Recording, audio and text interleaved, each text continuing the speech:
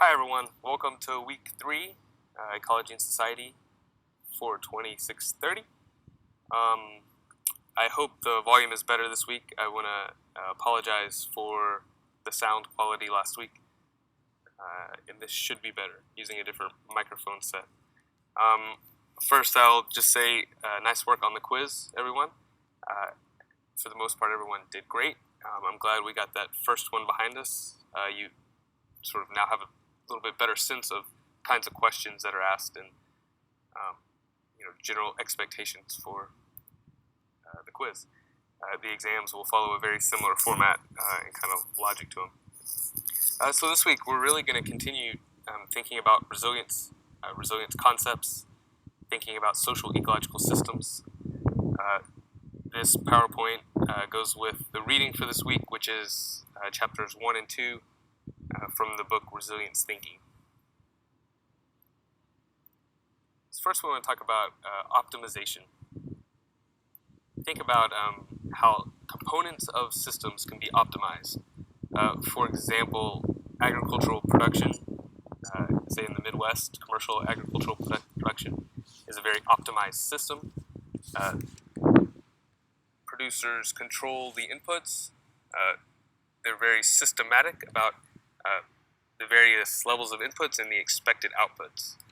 They've essentially optimized that component of that sort of land production system towards a certain goal, which is agricultural production. So, for example, corn. Optimization, aims to get a system into a particular state and then hold it there. As the success of agriculture illustrates, it is possible to optimize components of a system over a shorter time frame. Even thinking about a decadal, multiple decades, that's still a pretty short time frame within this broader social ecological systems thinking. You can optimize a system for agriculture, conservation, wildlife habitat, a particular piece of a system for development, or urban development.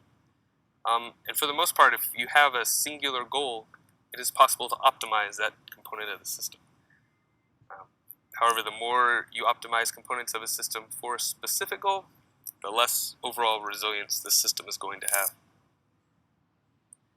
Optimization really makes me think about notions of progress. I really enjoy thinking in a historical perspective about what progress means. What are we progressing towards? Progress for whom?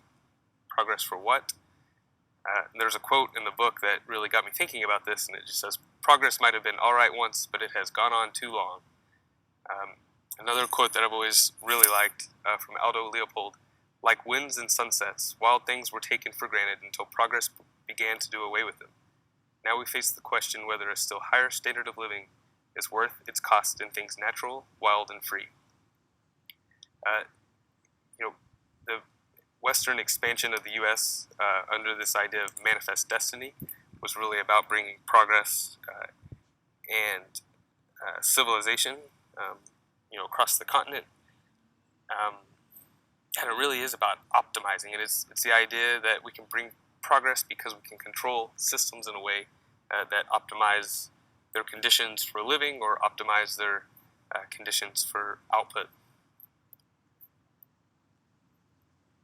Another concept here is efficiency. An economy is efficient if it includes all the things that people want and value. Economists spend a lot of time thinking about efficiency and efficient economies, but really it refers to a very narrow range of values in a particular set of interests. So efficient for whom, efficient for what, efficient for what purpose.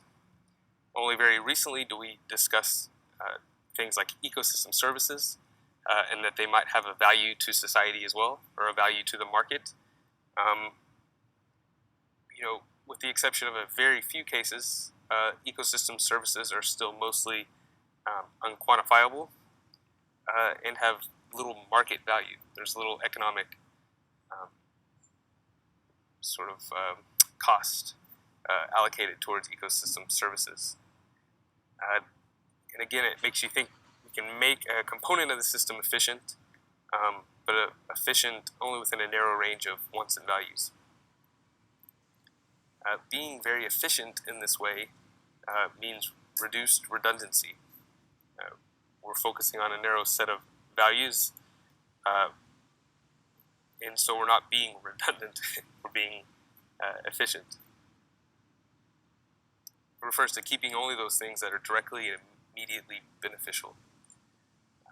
So for example, we value corn production while not valuing wildlife habitat. Another concept here is embracing change. So really important for resilience is the notion of embracing change. Social ecological systems are always changing. And we'll revisit this, I think it's in chapter 4, a little bit later in the book, but just to go ahead and present this what's called the panarchy adaptive cycle, this adaptive cycle thinking to you. Systems go through a period of exploitation, period of conservation, period of release, and then a period of reorganization. So growth, conservation, release, reorganization.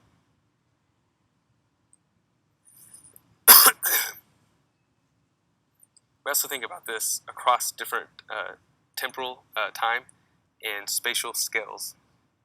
So at a really small scale, you'll see fast systems move quickly through the growth, conservation, release, reorganization. Sorry, couldn't think of that, release.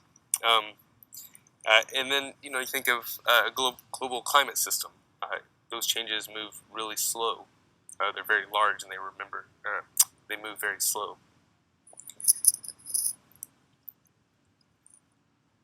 So just to talk a little bit about, I thought the case study in chapter 2 was really excellent. The Everglades. In the early 1990s, the Everglades were this very foreboding place, difficult to access, alligators, crocodiles. I'm actually not sure if it should be alligators or crocodiles in Florida. Bugs, malaria.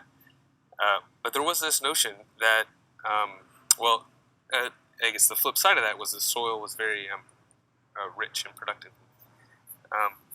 So there was this sense that the empire of the Everglades, that similar to westward expansion, that the Everglades should be put under control, developed, and people living there, farming, and engaging in agriculture. In 1928, so people started to settle the area, basically, and then in 1928, a big disturbance, the Okeechobee hurricane, was one of the deadliest tropical cyclones in recorded history of the North Atlantic Basin. You can see sort of the flood zone around the lake there, just caused massive damage, and approximately 2,500 people lost their lives. So a big disturbance, people want to move there, people move there, a big disturbance to the system, which prompted the Hoover Dike.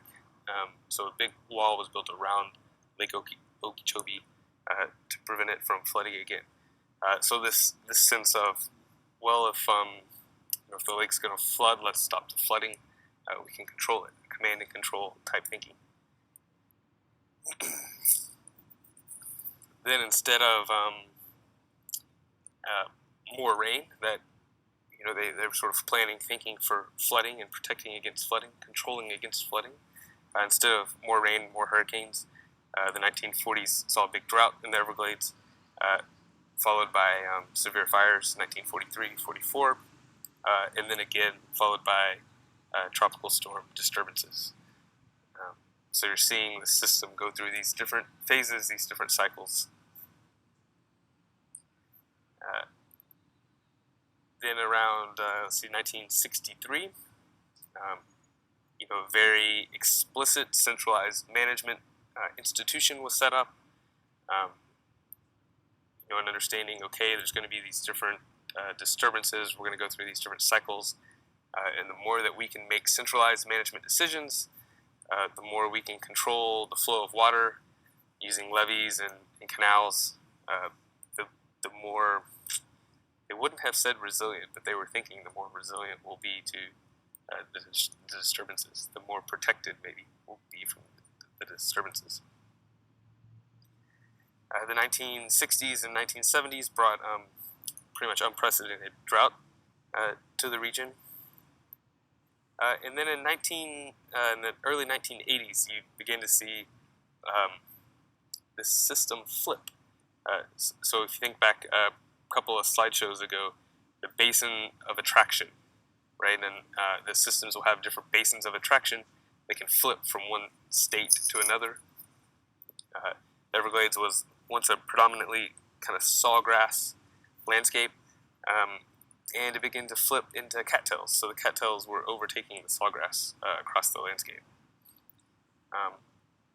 As the book articulates better than I can, this was really the result of a long and slow change that had to do with agricultural production. So the regime shift from sawgrass to cattail, really the threshold that tipped the system was nutrient enrichment. Phosphorus from all the agricultural production enriched the soil to a degree that really helped cattails thrive. And then that brings us to the 1990s into the 2000s, up to the present. Really, the Everglades, despite or in spite or in part because of this long history of command and control thinking, they've really